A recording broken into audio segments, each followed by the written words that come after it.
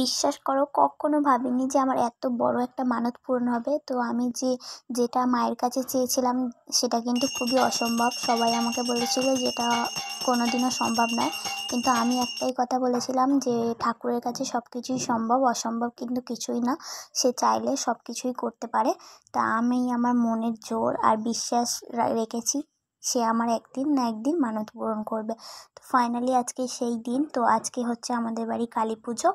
তো ভালো দিনে হচ্ছে কি আমার মানতও পূরণ হলো, তার পরের দিনই আমাদের বাড়িতে কালী পুজো হচ্ছে। তো নিজের হাতেই সব আয়োজন, পুজোটা করছি। যেহেতু ঠাকুরমশাই হচ্ছে কি আসেনি, মানে ঠাকুরমশাই না, আমি আর আমার শাশুড়ি মা মিলে পুজো করছি। তো এখানে অনেক ধরনের ভোগ তোমরা প্রথমেই দেখতে পেলে। পটল ভাজা, পোলাও, আরও অনেক কিছু, আলুর দম। আর আজকে যেহেতু সব গোটা ফল দিয়ে তারা মাকে পুজো করা হবে, তাই আজকে নিরামিষ। আর এখানে দেখো ঠাকুরের প্রসাদ আম্মা রেডি করছে, আমরা এখন খাবো।